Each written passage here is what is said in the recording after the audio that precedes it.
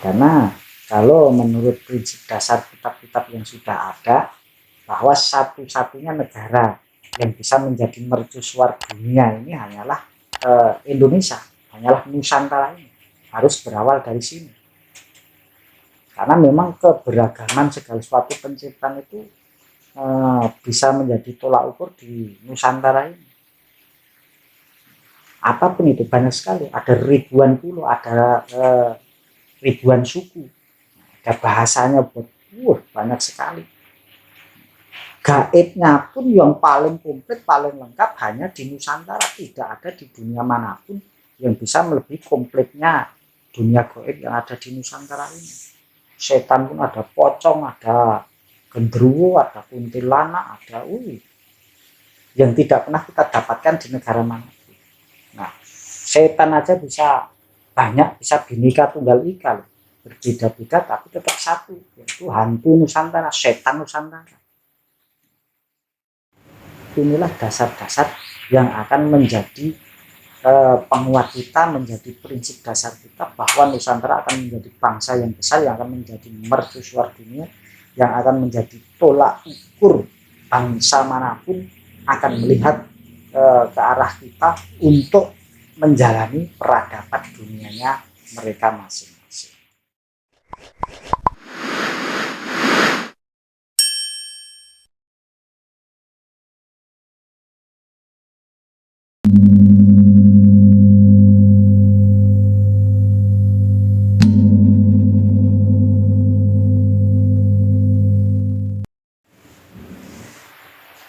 Nah, kalau pada episode sebelumnya sudah kita sampaikan bahwa ciri dari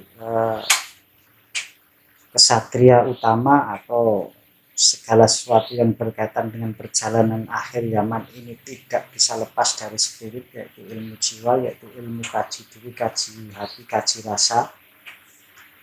Nah, di sini akan kami sampaikan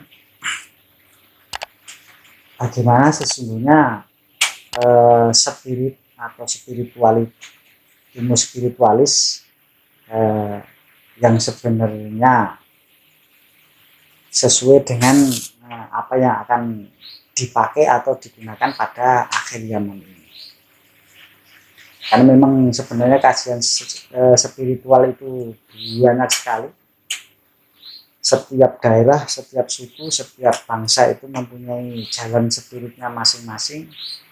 Namun di sini kami ingin sampaikan sebagaimana yang kami jalanin dan kami tahu tentang spirit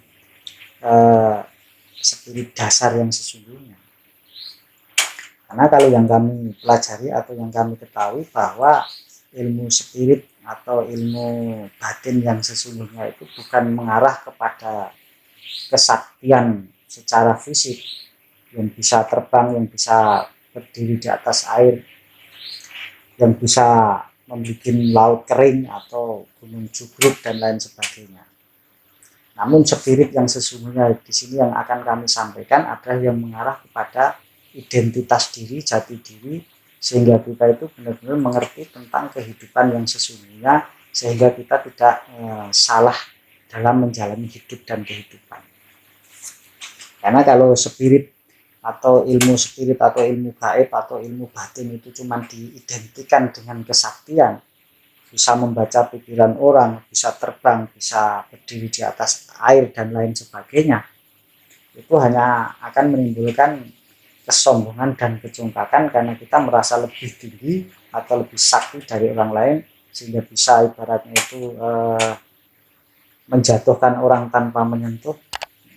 Ditiup orang langsung roboh, ditiup gunung langsung hancur umpamanya. Itu hanyalah akan menimbulkan kecongkakan dan kesombongan dan mengarah kepada kehancuran. Namun spirit di sini yang kami sampaikan, spirit dasar yang sesungguhnya hanyalah untuk mengetahui, untuk mengenal diri supaya kita itu benar-benar paham tentang diri kita, tentang Tuhan kita, tentang apa dan bagaimana harus hidup menjalani kehidupan di dunia ini supaya tidak menimbulkan kekacauan dan kehancuran. Namun dengan adanya manusia ini benar-benar bisa menjadi khalifah di atas bumi, yang pada prinsipnya itu bisa benar-benar menjadikan bumi ini sebagaimana yang digambarkan oleh orang-orang sebagaimana surga yang sesungguhnya, di mana setiap manusia itu tidak ada dendam, tidak ada caci maki, tidak ada iri dengki, tidak saling menjatuhkan dengan guna-guna, dengan santet dan lain sebagainya. Untuk mendapatkan perempuan tidak perlu dengan bulu perindu dan lain sebagainya. Karena memang prinsip dasar dari spiritual itu adalah ilmu jiwa, ilmu hati, ilmu rasa, ilmu ruh. Nah, kalau orang sudah mengarah ke lain itu, sebagaimana video-video dulu yang kami sampaikan bahwa di dalam diri manusia itu, maaf ngomong, sebagaimana maka dibilang alam cilik atau bumi cilik atau alam kecil, karena memang setiap diri manusia itu adalah diibaratkan suatu negara sendiri, karena di dalam dirinya itu berjuta-juta makhluk ada di dalam tubuh manusia itu sendiri. Nah, berjuta-juta makhluk di sini itu baik makhluk kasat mata ataupun makhluk yang bisa dibilang gaib tapi tidak gaib seperti virus, kuman dan lain sebagainya itu. Karena memang di dalam air liur kita aja kalau diteliti secara kedokteran ada berapa ribu, ada berapa juta bakteri yang ada di dalamnya. Nah, sedangkan di usus, di hati dan di lain sebagainya itu pun makhluk-makhluk Tuhan banyak sekali. Dan juga digambarkan secara agama bahwa masuknya bangsa jin, bangsa halus, bangsa gaib ke dalam tubuh manusia itu lewat perantaraan darah, lewat perantaraan nafas, dari angin, dari air dan lain sebagainya. Memang tidak terbatas makhluk-makhluk yang ada di dalam tubuh manusia ini. Nah, ilmu spirit adalah yang kami sampaikan di sini yang bukan mengarah kepada makhluk-makhluk gaib yang diciptakan oleh Tuhan, oleh Sang Pencipta yang ada di dalam tubuh kita, namun yang ori, yang memang bawaan dari Sang Maha Pencipta, yaitu sifatnya maaf ngomong yang disebut roh. Sedangkan roh mempunyai katakan saudara kembar yaitu jiwa, karena jiwa sama roh itu kalau menurut saya, menurut kami itu ini adalah dua sosok yang berbeda. Karena roh itu mutlak dari Tuhan, mutlak dari Sang Maha Pencipta, itu adalah bagian dari Sang Maha Pencipta sendiri. Makanya kalau orang bicara atau belajar ke arah sana atau mengkaji ke arah sana, dia tidak akan ibaratnya suudon atau berburuk sangka, atau ibaratnya kalau orang-orang Hindu mengatakan kalau di cerita-cerita perfilman, cerita Mahabharata umpamanya dikatakan Krishna ketika perang Mahabharata terjadi, di situ disebutkan bahwa Duryodhana, bahwa ini, bahwa itu semuanya adalah Krishna, adalah satu, adalah Wisnu. Nah, di sini bisa kita pahami dari jalur tersebut. Karena apa? Pada prinsipnya bahwa di dalam tubuh khususnya makhluk yang disebut dengan manusia ini memang dianugerahi dari Sang Maha Pencipta berupa roh. Roh itu dari Tuhan, tidak diberikan pengetahuan kepada kita melainkan sangat sedikit. Nah, di sini ada garis bawah sedikit. Garis bawah sedikit di sini menurut Allah, menurut Tuhan Sang Maha Pencipta, kalau dikaji secara akal manusia, masya Allah, bisa luar biasa sekali.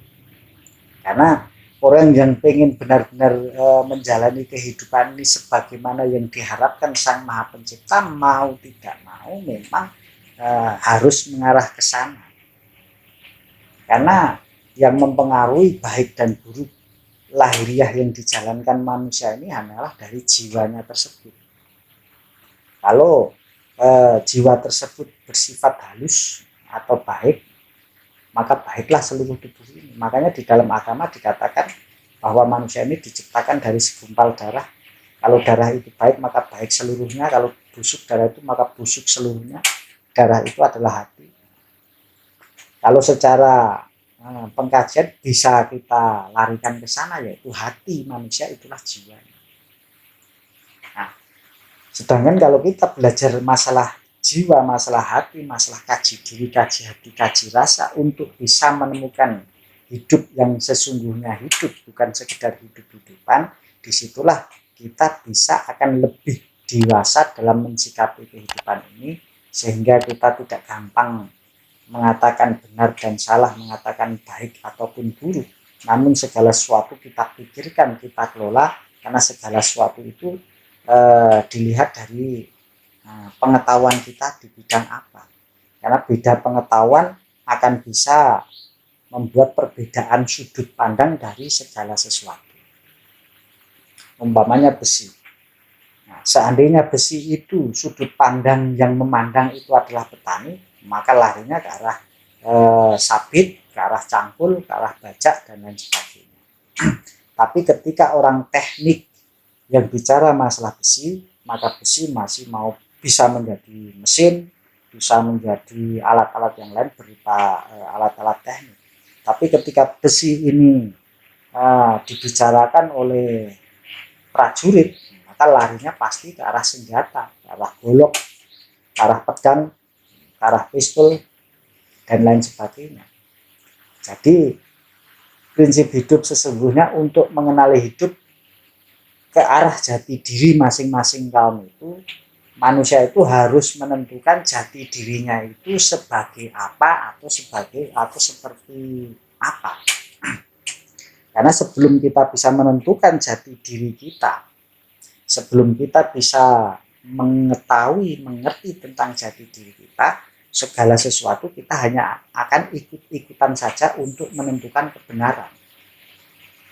Seperti yang sudah saya gambarkan tadi, kebenaran besi sebagai alat saja, beda profesi, beda kedudukan akan berbeda maksud, makna, dan tujuannya.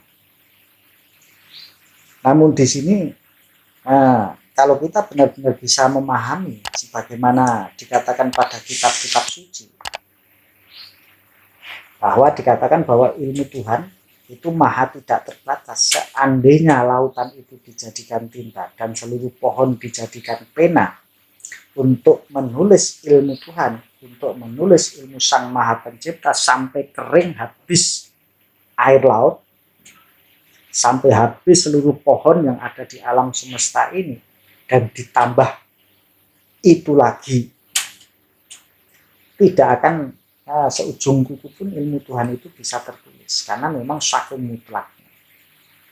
Karena itulah sebagai manusia, sebagai makhluk menjadi khalifah di atas bumi ini, sudah dijanjikan sama Tuhan, sudah ditundukkan langit dan bumi dan apa yang ada di antara keduanya untukmu, wahai manusia, dan tidaklah kalian akan sanggup menembus tingginya langit maupun dalamnya bumi melainkan dengan ilmu. Namun dari ilmu di sini tadi, sebelum kita mencari pengetahuan, sebelum kita hidup di dunia, akan jauh lebih baik kalau kita mengerti tentang identitas jati diri kita yang sesungguhnya. Karena ketika kita sudah mengetahui identitas jati diri kita yang sesungguhnya, kita tidak akan salah dalam mengambil ilmu dan kebijakan di dunia ini sesuai dengan kepentingan kita masing-masing. Karena tidak semua apa yang ada ini cocok dengan kita. Makalah ambillah yang sesuai, yang cocok dengan identitas kita masing-masing. Ketika kita sudah mengetahui identitas jati diri kita seorang petani, maka kita pasti akan mengambil cangkul, kita pasti akan mengambil sabit, kita pasti akan mengambil pupuk, dan lain sebagainya.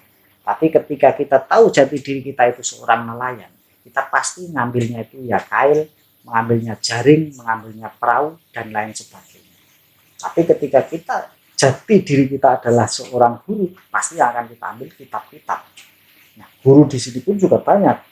Ketika kita sudah mengerti jati diri kita, identitas diri kita sebagai guru matematika, pasti yang akan kita pelajari, yang akan kita ambil ilmu matematika.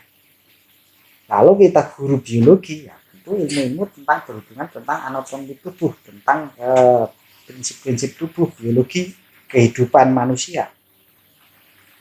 Nah, ketika jati diri identitas manusia itu sebagai seorang kiai, sebagai seorang ustadz, kalau Islam pasti mengambil dasar-dasar dari kitab Al-Quran dan juga sunnah Rasul. Begitu juga dengan orang kalau mengetahui jati diri identitasnya sebagai seorang Hindu, tentu dia akan mengambil kitab-kitab tentang ajaran-ajaran Hindu dan lain sebagainya.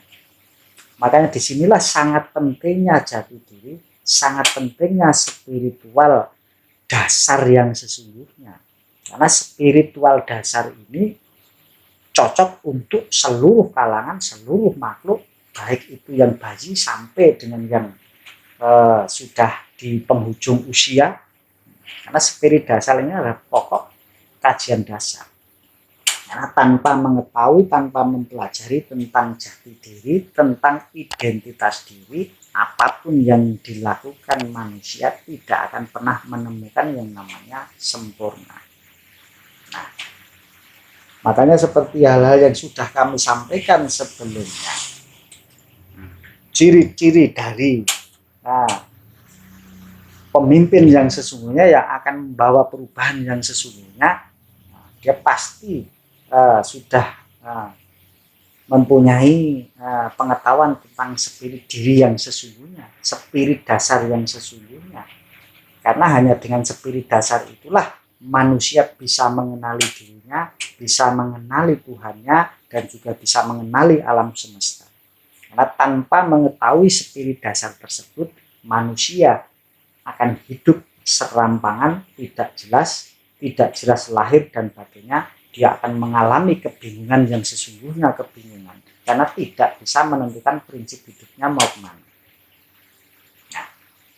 Nah, inilah yang terjadi di akhir-akhir zaman ini ketika banyak sekali manusia sudah kehilangan identitas diri atau jati diri.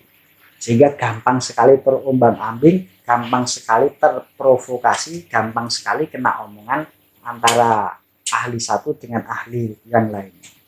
Tapi ketika memang benar-benar spiritual itu sudah mendarah daging, sudah ibaratnya sudah benar-benar menjadi jiwanya, dia tidak akan pernah kebingungan.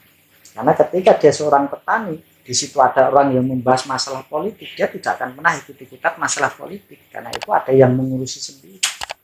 Nah, ketika tahu dia itu seorang mahasiswa umpamanya, dan sedangkan ini ada orang yang membahas masalah ibaratnya politik agama, politik ini, tidak akan ikut campur. Karena apa? Ibaratnya dia sudah tahu ke arahnya mana. Nah, karena setiap manusia akan kembali kepada identitasnya masing-masing. Yang guru jadi guru, yang murid jadi murid, yang petani jadi petani, yang nelayan jadi nelayan, yang pedagang jadi pedagang, yang agamis tetap pada jalur agamanya masing-masing, yang Hindu, yang Buddha, yang Nasrani, dan lain sebagainya. Mereka akan fokus kepada titik apa yang menjadi jati diri mereka masing-masing. Tapi pada akhir zaman ini benar-benar sudah luar biasa sekali kekacauannya. Karena yang agama Islam membicarakan yang Nasrani membicarakan yang ini, yang itu. Semua sudah tidak bicara pada koridornya masing-masing.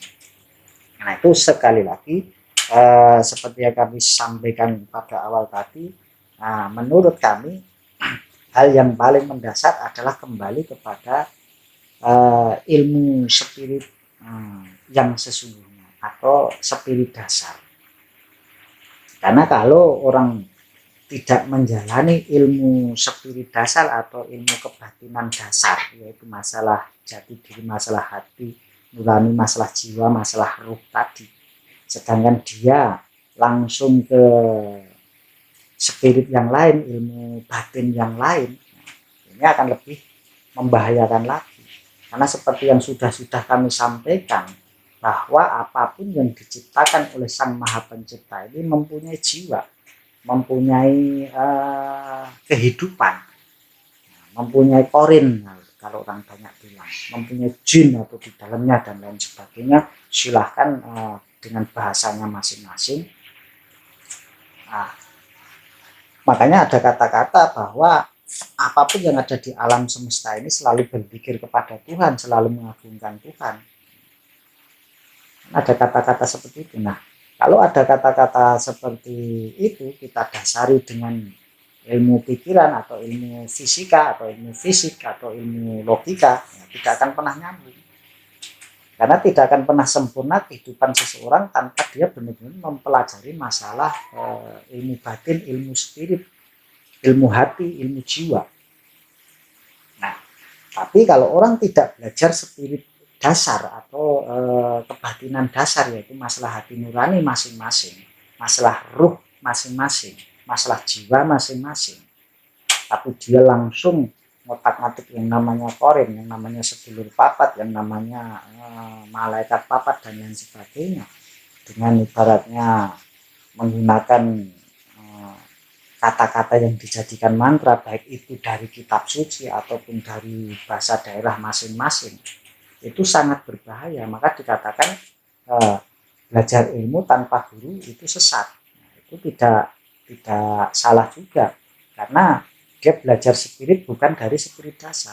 Tapi kalau dia sudah belajar dari spirit dasar, karena memang sudah menjadi kodratnya sesuai dengan perjanjian awal akhir, perjanjian akhir sebelum manusia diciptakan, di dalam alam kandungan sudah terjadi perjanjian di situ, bahwa memang yang berkuasa penuh di dalam tubuh manusia itu adalah ruh dan jiwa itu tadi.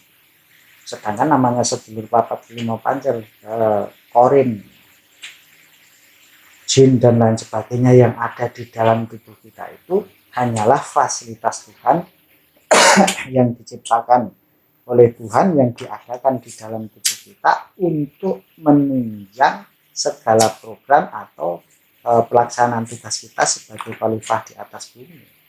Karena kalau orang belajar ke sana, mudah-mudahan akan memahami bahwa setiap ilmunya Tuhan, apapun itu ilmunya, di situ ada wujudnya di dalam tubuh manusia. Kalau bisa dibilang wah ada korinnya, itu wujud korin atau wujud jin atau wujud iblis, silahkan mengartikan sendiri. Tapi yang jelas apapun yang dipelajari manusia di alam dunia ini, baik itu ilmu pengetahuan fisika, kimia, ilmu agama dan lain sebagainya, apapun yang dia pelajari akan hidup di dalam dirinya dalam wujud energi, di mana energi tersebut bisa diartikan sesuai pandangan masing-masing. Nah, ketika orang-orang itu benar-benar mendalami masalah batin dasar atau ilmu spiritual dasar, mudah-mudahan apapun yang ada yang kita pelajari ini tidak akan pernah berpengaruh jelek terhadap diri kita. Namun kalau tidak belajar spirit dasar, tahu-tahu langsung belajar ilmu-ilmu spirit pendamping atau kodam pendamping dan lain sebagainya, itu sangat berbahaya, karena mereka pasti akan menuntut, karena jiwa tidak bisa ngontrol. Nah, apa hubungannya spirit dasar dengan kodam-kodam pendamping tersebut? Nah, makanya disinilah, kalau karena tahu saya ini orang beragama Muslim, prinsip dasar untuk belajar spirit itu tidak pernah bisa lepas dari yang namanya puasa. Kenapa dalam ajaran Islam dikatakan bahwa puasa di bulan Ramadan ini khusus, wabil khusus di bulan Ramadan inilah satu-satunya ibadah yang hanya untuk Tuhan, untuk Allah. Itu kan satu-satunya ibadah, karena sholatmu, sodakohmu, terus amal jariahmu dan lain sebagainya itu kembali pada diri kita, bukan untuk Tuhan. Tapi satu-satunya untuk manusia ini hanyalah puasa di bulan Ramadan. Kalau orang benar-benar memahami atau mempelajari ilmu spirit dasar ini tadi, insya Allah dia mudah-mudahan akan memahami. Karena sebenarnya puasa ini pun juga untuk Tuhan, maksudnya untuk Tuhan itu adalah untuk pembersihan jiwa yang sesungguhnya, untuk makanan ruh kita yang sesungguhnya. Karena ketika ruh kita itu benar-benar kita bersihkan, kita dekatkan kepada asal mula pencipta, yaitu Tuhan sendiri. Nah, ruh kita atau jiwa kita itu bisa mengontrol makhluk-makhluk gaib, apapun wujudnya, apapun bentuknya yang ada di dalam tubuh kita masing-masing. Sehingga makhluk-makhluk gaib yang ada di dalam tubuh kita itu tidak sekehendak hatinya, tidak sesuka-sukanya untuk melakukan segala sesuatu di dalam diri kita. Karena kalau dia tidak dikendalikan oleh ruh oleh jiwa kita. Makanya kita bisa ada yang bilang keberatan ilmu, sampai gila, sampai menutup hati, sampai ibaratnya merasa benar sendiri, sampai berbuat kerusakan di sana ke sini, karena akan mempengaruhi lahiriah dia. Nah, sebenarnya kalau dilarikan ke sana baru kita akan bisa memahami perintah-perintah puasa-puasa itu baik secara agama maupun secara budaya. Seperti yang sudah pernah kita sampaikan, rahasia puasa. Karena ketika puasa itu sesuai syariat Islam itu sesungguhnya hanyalah akan menuju ke arah ruh, ke arah jiwa kita yang sungguhnya. Sedangkan apa yang diajarkan kalau memang itu dari suku tertentu, umpamanya puasa mutih, puasa ngerawat, puasa ngalong, puasa mendem, puasa pati geni dan lain sebagainya, itu sudah mengarah ke arah gaib-gaib yang lain selain jiwa sama ruh tadi, yaitu salah satunya. Itu mungkin perlu kajian yang lain di lain waktu. Kalau ada waktu akan kita bahas ke sana, bagaimana puasa mutih itu larinya ke gaib yang mana, kalau ilmu kesaktian itu seperti apa. Nah, insya Allah kapan-kapan akan kita sampaikan ke arah sana. Tapi pada prinsipnya apa yang kami sampaikan ini tadi adalah yang akan dikembalikan, yang akan dijalankan, yang akan diajarkan pada perjalanan akhir zaman ini, supaya setiap manusia benar-benar mengerti jati dirinya, akan kembali ke identitas aslinya, sehingga bisa menjalani kehidupan di dunia ini sebagaimana gambaran di surga nanti, sehingga dunia ini akan benar-benar menjadi gemah ripah loh jinawi. Karena kalau menurut prinsip dasar kitab-kitab yang sudah ada, bahwa satu-satunya negara yang bisa menjadi mercusuar dunia ini hanyalah Indonesia, hanyalah Nusantara ini. Harus berawal dari sini. Karena memang keberagaman segala sesuatu penciptaan itu bisa menjadi tolak ukur di Nusantara ini. Apapun itu banyak sekali, ada ribuan pulau, ada ribuan suku, ada bahasanya banyak sekali. Gaibnya pun yang paling komplit, paling lengkap hanya di Nusantara. Tidak ada di dunia manapun yang bisa melebihi komplitnya dunia gaib yang ada di Nusantara ini. Setan pun ada pocong, ada genderuwo, ada kuntilanak, ada yang tidak pernah kita dapatkan di negara manapun. Nah, setan aja bisa banyak, bisa bineka tunggal ika, berbeda-beda tapi tetap satu, yaitu hantu Nusantara, setan Nusantara. Yang itu identitasnya tidak ada dimanapun, adanya di Nusantara. Karena itulah, yakinlah, bangkitkan semangatmu, bangkitkan jiwa kita semua bahwa mercusuar dunia Nusantara bangkit, bahwa Sabdo Tunggal Nusantara akan menjadi media pemersatu bangsa ini, karena memang bukan dari organisasi kita. Sabdo Tunggal itu ucapan satu ucapan bahwa kita semua berharap bahwa Nusantara ini mempunyai satu ucapan yang sama, yaitu kita itu adalah satu bangsa yang besar, yang bineka tunggal ika, di mana tumbuhannya itu beribu-ribu varietas, ribu-ribu jenis, hewannya, setannya pun tadi yang saya bilang kan, pulaunya berbagai pulau, gunungnya paling banyak sekali, lautnya paling banyak sekali, lautan-lautan. Dari situlah dasar itu semuanya. Dan mudah-mudahan insya Allah pasti bahwa memang peradaban ini harus segera dimulai. Dan peradaban ini bisa dimulai apabila setiap diri mengerti tentang jati diri, tentang spirit dasar yang sesungguhnya. Sekali lagi kami sampaikan bahwa spirit dasar yang wajib dipakai oleh makhluk yang sebutannya manusia ini bukan untuk mengarah ke kesaktian secara fisik, tapi adalah kesaktian secara hati nurani, kesaktian secara pemikiran. Karena insya Allah pasti bagi yang spiritnya, jati dirinya itu sudah muncul, dari suaranya saja akan mendinginkan, suaranya saja akan mengademkan. Itulah prinsip dasar mengapa Ratu Adil Satropiningit itu ngeluruk tanpa bolok, ngalahno tanpa ngasorno, menang tanpa berperang. Karena memang prinsipnya itu peperangan di sini yang dilakukan ada peperangan batin, ada peperangan spiritual, secara spiritual dasar tadi, bahwa kita itu memang saudara, kita itu harus satu kesatuan yang tidak bisa dipisahkan, mau tidak mau memang harus bersatu, karena siapapun yang menghalangi perjalanan spirit dasar ini akan hadir, akan dibawa oleh kesatria utama ini tadi, rawe-rawe rantas malang-malang putung, karena dia akan berurusan dengan alam semesta. Nah, tapi bagi siapa yang sudah mau atau bisa atau dalam rangka belajar spirit dasar, kembali kepada jati dirinya, dia mengerti identitasnya, bangga dan paham tentang jati dirinya, tentang identitas dirinya, dialah yang akan terselamatkan dalam seleksi alam ayak-ayak beras, di mana Jawa tinggal separuh, Cina Londo tinggal sejuta, yang pahit-pahitnya pahit, memang harus terjadi, bagaimana lagi kan.